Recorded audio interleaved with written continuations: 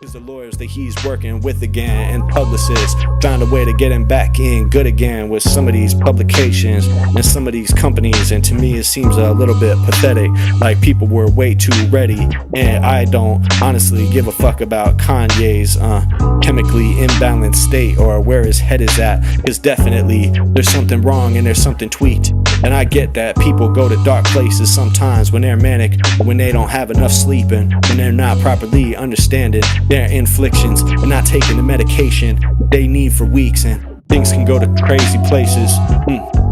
And I'm not even saying that can't turn hateful in a way that some people don't mean it. But when it comes to Kanye, I'm not seeing any reason to think that his beliefs have shifted even a tiny inch. But it's possible that he's back on this medication that's making him feel like it's less worth it to be the one dedicating his life to Hitler and going and Sieg Heiland and Nazi insignias and all the shit that he was doing. One little apology in a Wall Street Journal article page is not really convincing me that he has any different thinking when it comes to that. Like, what was the reason you did it in the first place, and why are you changing your direction? I'm not even really thinking that you're thinking about that kind of thing. You're just trying to be moving on to the next musical project because you made your song called Heil Hitler and then actually got away with it, and now you get to drop another album and it's going #1 in the charts and shit. And that's just the type of sheep that are following Kanye still to this day. And I think that it gets deep because this American population that follows him and his music, not to mention the overseas crowd, but specifically American kids, are not educated on these things and don't get the gravity of what Kanye was saying about Hitler actually means, and the type of degrading of our society that we've all seen because of the things that Kanye's been saying, trying to normalize Hitler and the legacy that he leaves behind, trying to breathe life into it, and then just all of a sudden doing a pivot and going back on it and saying, actually, that's not what you're thinking, and you're not on that Nazi shit anymore, and you're sorry for the pain you're causing. It's not really about pain, is it?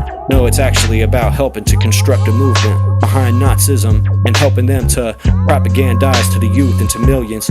Probably no one ever in history made a song as popular about Hitler than Kanye. That's something to think about. And it seems like there's no apology that really addresses it. Like, how can he just put out a song like that and then move on to the next shit? And I haven't peeped to see if that's still available for release. I don't think Spotify ever carried it. But if Kanye is still profiting off of that type of music on his own on the back end and shit, and then expecting us to believe some half-ass apology just so he can keep making his bread and shit, because he realized there was no more path forward. He could either keep being shocking or try to get back into the regular business land, and try to become a businessman once again and make good again with the people that he spurned. But it goes so much deeper than criticism of the Israeli state and the things that they're doing. This is anti-Semitism on such a deeper level, criticizing people for their genetics and their behavior as a people. That's the kind of thing that leads to mass atrocities. And if you think there aren't Nazis within the Trump movement currently that would jump to that conclusion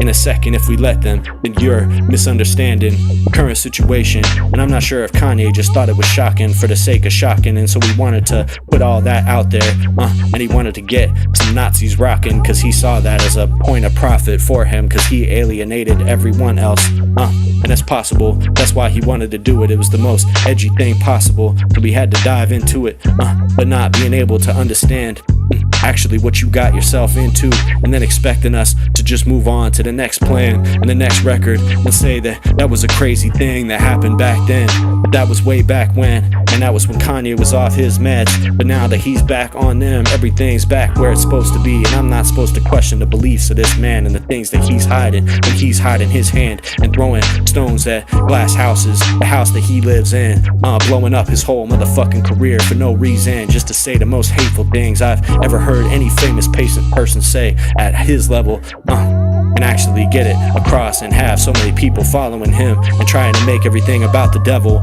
and not about the fact that he's having trouble adjusting to reality around him. And so he found himself disheveled and wanted an answer for it. How could he have made millions of dollars all throughout his career and have so little control over his own finances?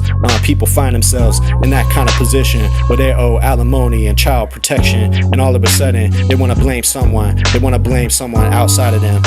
Try to just stoke the hate, cause that's the only way that they can be finding themselves in their own reflection, is to dive into the hate and feeling like they've got some kind of legion and some kind of quest that they're on.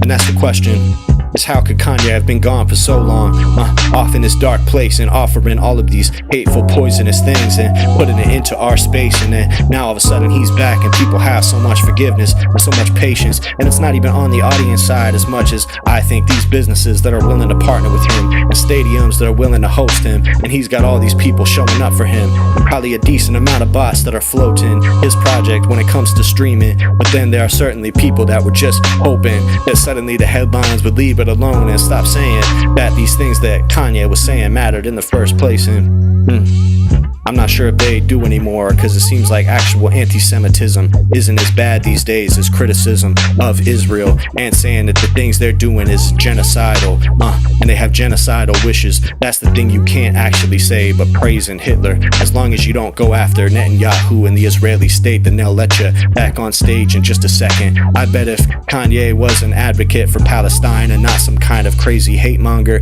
he would be gone from entertainment for way longer. They wouldn't let him back in the door. They wouldn't even want to be shoveling any praise upon him the way that some of these publications have done, even post hateful screeds, and that's just the way they treat him. They put on these soft gloves for the reason